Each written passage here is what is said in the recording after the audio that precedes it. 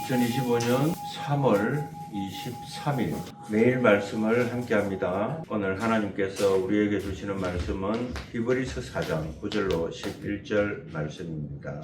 그런즉 안식할 때가 하나님의 백성에게 남아있도다. 이미 그의 안식에 들어간 자는 하나님이 자기의 일을 쉬심과 같이 그도 자기의 일을 쉬느니라. 그러므로 우리가 저 안식에 들어가기를 힘쓸지니 이는 누구든지 저 순종하지 아니하는 우리에 빠지지 않게 하려 함이라.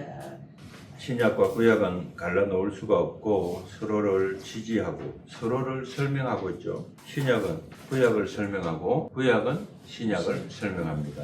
신약 성경 몇 곳에 레위기의 구절을 직접 인용하고 있는데 그 중에 두 구절이 가장 특별하고 자주 인용이 됩니다. 한 구절은 내가 거룩하니 너희도 거룩하라 라는 구절이고 또 한 구절은 내 이웃을 내 몸과 같이 사랑하라 라는 구절입니다. 이 두 구절은 신약 성경에서 끊임없이 나타납니다. 그래서 그리스도인들은 레위기를 주의 깊게 읽어야 합니다. 그러나 그 외에도 레위기의 다른 여러 구절이 신약에 두루 인용되는데 특별히 히브리서입니다. 그래서 히브리서는 레위기를 먼저 읽어야 이해가 됩니다. 성경을 창세기부터 순서대로만 읽지 마십시오. 성경은 연대 순서로 배치된 것이 아닙니다. 당시 성경의 순서를 배치한 사람은 같은 장르 안에서 분량이 큰 책을 앞에 두고 분량이 적은 책을 뒤로 두었던 것 같습니다. 그래서 선지서를 보더라도 분량이 많은 3권이 앞에 배치되어 있고 분량이 적은 12권이 뒤에 배치되어 있습니다. 바울 서신도 마찬가지입니다. 로마서가 앞에 배치되어 있고 빌레몬서가 뒤에 배치된 것은 바로 이런 이유 때문입니다. 이 책들을 연대 순서로 편집하여 배치한 것이 아니기 때문에 성경을 앞에서 뒤로 순서대로 읽으면 뜻을 알 수 없을 것입니다. 여러분이 구약과 신약을 번갈아 오가며 읽기를 추천합니다. 만약 그렇게 읽게 되면 레위기와 히브리서를 같이 읽게 되는 것입니다. 레위기와 히브리서는 서로를 지지하고 서로 설명하고 있습니다. 만약 먼저 레위기를 읽지 않고 히브리서를 읽으면 히브리서의 내용을 알 수가 없을 것입니다. 신약 성경의 90곳에서 레위기가 인용된 것을 발견합니다. 그래서 그리스도인이라면 레위기를 읽는 것이 아주 중요합니다.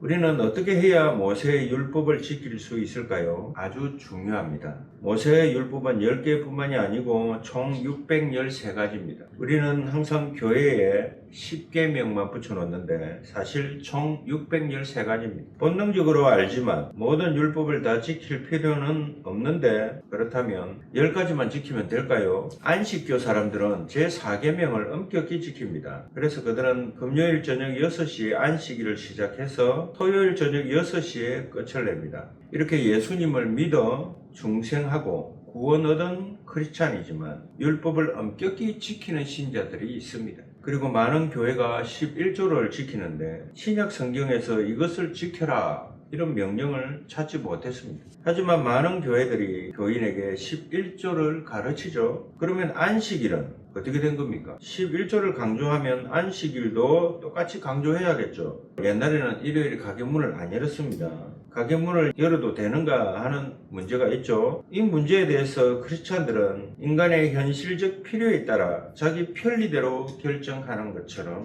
보이죠. 인간의 현실로 볼 때 모세 율법에 명시된 안식일을 그대로 지키는 것을 무시하고 있다는 것입니다. 모세 율법을 어떻게 다 지킬 수 있느냐라는 논리죠. 모든 크리스찬들은 이러한 문제들을 반드시 만나게 되고 이 일들은 또 간단한 문제도 아닙니다. 왜냐하면 예수님이 마태복음 5장 17절로 18절에서 이렇게 말씀하십니다. 내가 율법이나 선지자를 폐하러 온 줄로 생각하지 말라. 폐하러 온 것이 아니요 완전하게 하려 함이라. 진실로 너희에게 이르노니 천지가 없어지기 전에는 율법의 1.1획도 결코 없어지지 아니하고 다 이루리라. 아멘. 율법에는 도덕법, 의식법, 시민법으로 구분되는데 대부분의 신자들은 도덕법은 유효하지만 의식, 시민법은 끝났다 이렇게 봅니다. 그런 신학을 갖고 있죠. 그러면 우리는 모세의 율법을 어떻게 성취할 수 있을까요? 이걸 반드시 물어봐야 합니다. 어떤 율법은 분명하게 그리스도 안에서 이미 영원히 성취되었습니다. 그래서 여러분이 주일마다 예배를 드릴 때 비둘기나 양을 가지고 갈 필요가 없는데 이런 율법은 이미 성취되었기 때문이죠. 그리고 또 모든 율법은 장차 온전케 될 것입니다. 안식일 율법도 우리를 위해 과거에 이미 성취되었다고 믿습니다. 우리가 주중이라도 매일 자신이 하던 일을 멈추고 하나님의 일을 하면 하나님의 안식에 들어가게 된다는 것입니다. 하나님이 자기 백성을 위해 예비해 놓은 안식에 들어가는 것입니다. 히브리서 4장 9절로 11절입니다. 그런즉 안식할 때가 하나님의 백성에게 남아 있도다. 이미 그의 안식에 들어간 자는 하나님이 자기의 일을 쉬심과 같이 그도 자기의 일을 쉬느니라. 그러므로 우리가 저 안식에 들어가기를 힘쓸지니 이는 누구든지 저 순종하지 아니하는 본에 빠지지 않게 하려 함이라. 아멘. 여러분이 7일 중에 어느 하루를 선택해서 지키든지 아니면 매일을 주일처럼 보내면 됩니다. 어느 쪽을 선택하든지 여러분의 자유입니다. 하지만 다른 사람에게 주일 성수를 억지로 짐지우지 말아야 하고 믿지 않는 사람에게 주일 성수 지키라고 말하면 더 안 되겠죠. 왜냐하면 우리는 그리스도 안에서 자유합니다. 중요한 것은 각 율법이 어떻게 완전히 성취되는지 분명히 알아야 한다는 거죠. 신약 성경에서 10계명 중 9개는 구약 성경에서 지키라는 것과 똑같이 지킴으로 그 율법이 완전히 성취됩니다. 예를 들면 이런 거죠. 도적질하지 말라, 간음하지 말라 라는 같은 계명인데 안식일 법을 지키는 것은 조금 다른 방식입니다. 이렇게 모세율법 중에 많은 계명이 신약 성경에서 지키는 방식이 달라집니다. 그렇게 해서 우리는 율법을 폐하지 않고 완전히 지켜야 하는 것이죠. 예를 들어서 소를 이용해서 곡식에 타작을 하는데 소가 돌면서 발굽으로 위를 까봅니다. 이때 곡식 떠는 소에게 망을 씌우지 말지니라 이런 말씀이 나오는데 일하는 소도 먹을 권리가 있다. 이런 율법이죠. 신명기 25장 4절에 너희는 타작하는 소의 입에 망을 씌우지 말지니라. 아멘. 이 구약의 율법을 신약 성경에서는 목사에게 합당한 사례비를 드리라 이렇게 해석을 하고 있다는 겁니다. 고린도전서 9장 9절이죠. 모세의 율법에 곡식을 밟아 뜨는 소에게 망을 씌우지 말라 기록하였으니 하나님께서 어찌 소들을 위하여 염려하시느냐. 아멘. 고린도 교회에 하는 얘기죠. 이게 하나님이 소한테 하는 얘기가 아니라는 겁니다. 바울이 이 구약의 율법을 지켰지만 완전히 다른 방식으로 온전히 이루었던 것이죠. 그래서 우리는 율법을 한 가지씩 살펴봐야 합니다. 이 구약의 율법들이 신약 성경에서 어떻게 더욱 의미 있는 방식으로 온전히 이루겠는가 하는 것이죠. 그래서 레위기에서 배운 4가지 사실이 있습니다. 이 4가지 사실은 시대가 변해도 절대 변하지 않으며 구약 성경과 마찬가지로 신약 성경에서도 똑같이 아주 중요합니다. 레위기에서 이 점을 아주 특별히 많이 강조합니다. 첫째, 하나님의 거룩성입니다. 성경에서 하나님의 거룩성을 레위기보다 더 강조하는 책은 없습니다. 그러면서도 우리가 이 사실을 잘 잊어버리죠. 레위기를 통해서 무엇이 하나님의 거룩인지 알게 됩니다. 그래서 하나님을 경외함으로, 즉 거룩한 두려움으로 예배하는 법을 배우게 되는 것입니다. 그래서 우리의 예배 경배에는 한 가지 없는 것이 있는데 이게 뭡니까? 하나님에 대한 경외심입니다. 하나님과 너무 친하다 보니 하나님을 경외하는 마음이 부족해졌다는 거죠. 이 둘이 균형을 이루어야 합니다. 히브리서에서 말하기를 히브리서 12장 28절로 29절 그러므로 우리가 흔들리지 않는 나라를 받았은즉 은혜를 받자 이로 말미암아 경건함과 두려움으로 하나님을 기쁘시게 섬길지니 우리 하나님은 소멸하는 불이심이라. 아멘. 레위기에서 직접 인용한 말씀이죠. 그래서 우리가 레위기를 읽을 때 하나님의 거룩성을 반드시 명심해야 합니다. 세상 사람들은 하나님은 좋으신 분이다 이렇게만 알고 있죠. 이렇게 관점을 가지고 있으면 기독교를 오해하게 됩니다. 부정함이 하나도 없는 깨끗한 사람만 하나님께 예배 드릴 수 있다 이렇게 오해하게 되는 거죠. 깨끗하지 못한 사람은 하나님 앞에 나오지 못하고 거룩한 것을 만지지도 못할 뿐만 아니라 더욱 거룩하신 하나님 앞에 나오지 못하고 다만 깨끗한 사람만 하나님 앞에 나올 수 있다는 것입니다. 이것이 바로 레위기가 우리에게 알려주고자 하는 하나님의 거룩성이죠. 두 번째는요, 인간의 죄성입니다. 레위기는 아주 현실적인 책이라 이 세상 현실을 적나라하게 까발리고 있어요. 하나님은 속지 않습니다. 그래서 레위기는 어른들이 보는 책이다. 타락한 인간은 본성적으로 수간, 근친상간, 각종 미신, 모든 초악한 일들을 저지르는데 이것들은 모두 하나님이 가정이 여기시는 것들이죠. 이 가정이라는 말은 히브리어로 아주 강력한 단어입니다. 토에이바라고 하는데 이게 히브리어로는 토에이바인데 이게 이 뜻이 제대로 전달이 안 된다고 합니다. 이 단어의 뜻이 뭐냐면 사람을 토하게 만들고 구역질나고 역겹게 한다 이런 뜻이 있어요. 성경은 하나님의 감정을 전달하는 책인데 abomination 말고 다른 단어로 번역을 해보면 가정이라는 말은 역겨운, 뒤쫓아버리는, 몹시 싫은 이게 모두 토에이바만큼 강력한 뜻을 전하지는 못한다는 것입니다. 이 가정이라는 단어가 히브리 원어는 아주 강력하죠. 하나님이 사람의 죄악을 보시고 참지 못하여 구역질을 한다는 겁니다. 왜냐하면 하나님은 거룩하시기 때문이죠. 그래서 인간의 죄악을 보면 정결을 오염시키고 거룩함까지도 더럽히는데 또 사람이 헛맹세를 할 때 그렇다고 합니다. 사람이 일상에서 헛맹세를 하고 거짓말을 쉽게 하는 것은 우리가 가지고 있는 두 가지 관계, 즉 하나님과 인간의 관계, 또 다른 하나는 부부 관계를 더럽히는 것이죠.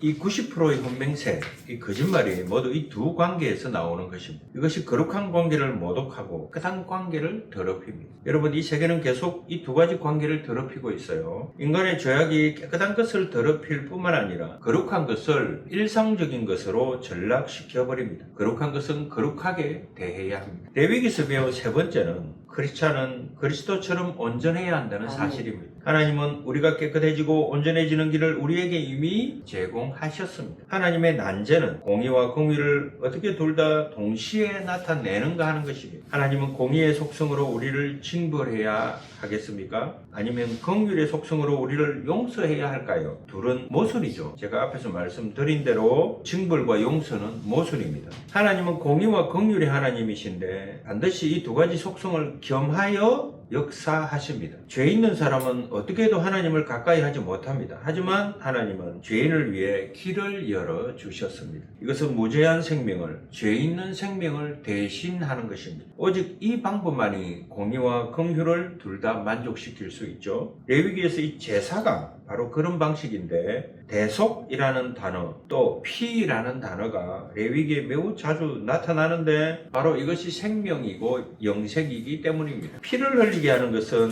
그 사람이 죽는다 이런 뜻이죠. 그래서 피 흘리는 제사는 레위기의 강조점입니다. 이 피 흘리는 각각의 제사는 크리스찬의 삶에 적용됩니다. 제사를 지낼 때마다 모두 그리스도의 삶에 적용할 수 있다는 것입니다. 번제를 보세요. 신자가 자신의 전부를 드려 헌신해야 함을 가리키는 것이고, 소제는 신자의 섬김과 봉사를 가리키고, 화목제는 우리가 하나님 안에서 평안을 얻는다는 것을 가리키고, 하나님의 평안은 사람의 이해를 초월합니다. 하나님의 평안은 뭡니까? 십자가에서 못 박힌 예수님을 보시면 돼요. 다 이루었다라고 할 때 하나님께 평안입니다. 여러분이 모진 고난과 환난 속에 있어도 그 속에서 평안을 찾는 겁니다. 이것이 바로 기독교의 평안입니다. 구원받은 사람이 마음으로 감사하며 드려야 할 세 가지 제사가 바로 이 번제, 화목제, 소제입니다. 그 다음으로 속제, 속건제사에서 우리는 그분의 희생을 볼 수가 있죠. 오늘 우리가 드리는 제사는 찬양과 감사의 제사입니다.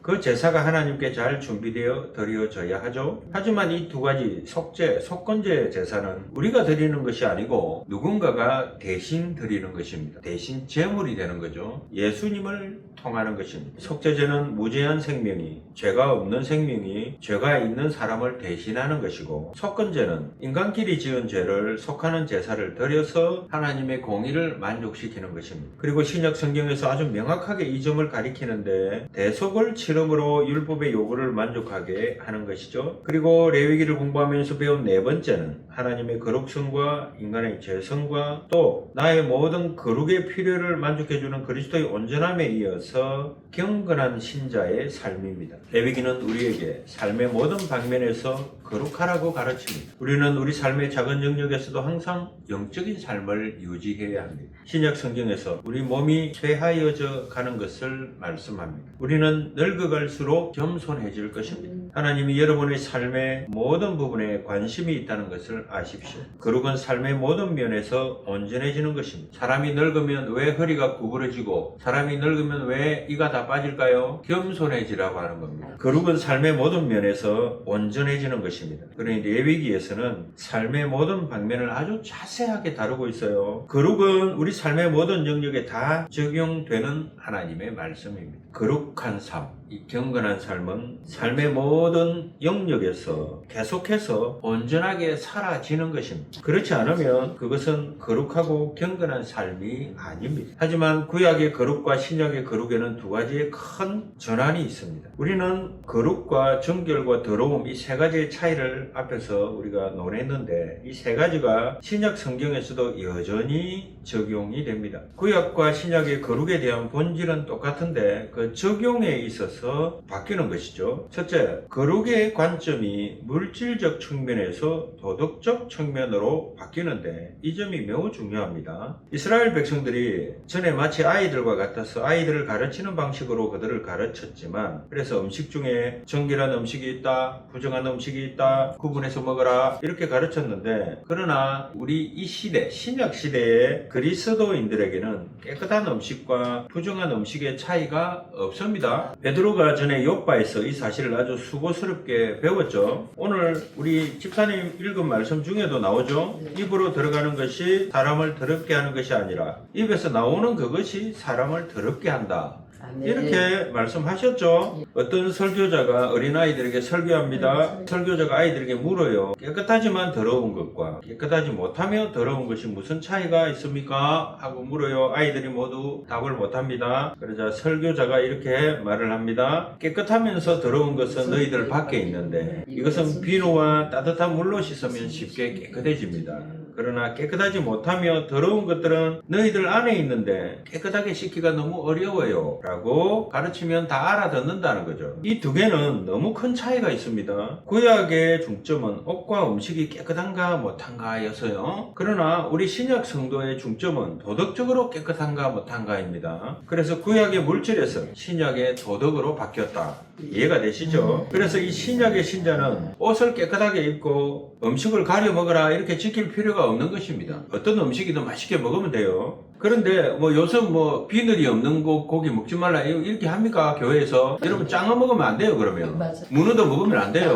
구약대로 하려면 교회 다니는 사람은 문어도 먹으면 안 되고 짱어도 먹으면 안 되고 굽이 갈라지지 않은 동물은 먹으면 안 돼요. 우리가 주의해야 할 것은 도덕적으로 어떻게 거룩함을 지켜야 하는지 이게 문제입니다. 구약에서 신약으로 두 번째 바뀌는 것은 보상과 징벌이 이 세상 현실에서 다음 세상으로 바뀌는 것입니다. 구약 시대에서는 상과 벌이 바로 제사를 드리는 그 장소에서 시행이 됩니다. 그런데 신약에서 그리스도인들이 도둑질을 하고 간음을 한다면 그 사람에게 교회에서 크게 내리는 벌은 없어요. 그렇죠? 모르니까 말 안 하면 아무도 모릅니다. 그런데 하나님은 다 아시죠? 이런 일을 하지 않고 교회에서 가르치는 대로 거룩하게 사는 사람은 상을 받습니까? 그렇지도 않아요. 오히려 그런 사람이 고난을 받고 보상이 없는 경우도 허다합니다. 그런데 이것이 이 신약 시대에서 구약 시대와 완전히 바뀌는 것입니다. 신약 시대에는 시간적으로 긴 안목을 갖게 되는 것이죠. 그래서 현실, 여러분 지금 몸을 담고 있는 이 현실 세계가 다 전부가 아니라는 거예요. 이 현실 생명은 내세의 우리가 이제 맞닥뜨리게 될, 죽으면 우리의 생명이 다하면 맞닥뜨리게 될 그 긴 영원히 살 영생의 그 세상을 위해 준비하는 기간이 지금 이 시간입니다. 그래서 신약 성경은 너희 큰 상은 땅에 있지 않고 하늘에 있다 이렇게 말씀하죠. 그러니 구약의 거룩과 깨끗함과 더러움의 차이는 신약에서도 여전히 적용은 됩니다만은 다만 도덕적 영역에 적용이 될 뿐이지 물질적인 영역에 적용되지는 않는다는 겁니다. 흠이 있는 옷은 입지 마라, 또 비늘 없는 물고기는 먹지 마라, 이런 게 지금은 아니라는, 지금 먹어도 된다는 거예요. 옷에 구멍이 나 있으면 없으면 기워 입으면 돼요. 아니면 버리고 새 거 입으면 되잖아. 그러니까 지금은 구약의 율법이 이 물질적으로 적용이 안 된다는 거예요. 다만 깨끗하게 입으면 돼요. 맛있게 먹으면 됩니다. 다만 거룩하게 살지 못하면 이 땅에서는 상이 없을지 몰라도 고난을 받고 힘들게 살지 모르지만 저 영생을 이루는 저 하늘에 가서는 죽으면 가는 그 세상에 가서는 상을 받는다는 거예요. 아멘. 할렐루야. 그 상을 하나님이 준비하고 있다는 거예요. 아멘. 그러니 이 땅에서는 도덕적으로 거룩하게 이웃을 사랑하며 내 몸처럼 사랑하고 내가 내어줄 수 있는 것은 다 내어주고 그렇게 거룩하고 도덕적으로 윤리적으로 깨끗하게 살아라 하는 거예요. 다음으로 도덕법에 복종하는 자는 상을 받고 복종하지 않는 자는 징벌을 받지만 그 상벌이 이생에서 영생으로 바뀐다는 거예요. 그 상을 받고 벌을 받는 게 지금은 아니지만 이 땅에서는 아니지만 이제 그게 저기 죽으면 가는 그 내세에서 상도 받고 벌도 받는다는 거예요. 그게 심판이죠. 하나님의 심판대 앞에 선다는 겁니다. 이렇게 레위기에서는 두 가지 중대한 전환을 기록하고 있어요. 바뀐다는 겁니다. 그래서 그리스도인이 이 레위기를 읽으면 아주 큰 이익이 된다는 겁니다. 레위기가 우리에게 네 가지 중점을 알려주죠. 그것이 바로 하나님의 거룩성, 인간의 죄악성, 그리스도 대속의 온전함, 신자의 경건한 삶이다. 아멘. 그러니 여러분 레위기라는 책을 함부로 대하면 안 되겠죠. 그런데 읽으면 참 지루합니다. 그런데 이렇게 히브리서와 함께 해석을 해가면서 읽으면 우리에게 유익하다라는 거죠.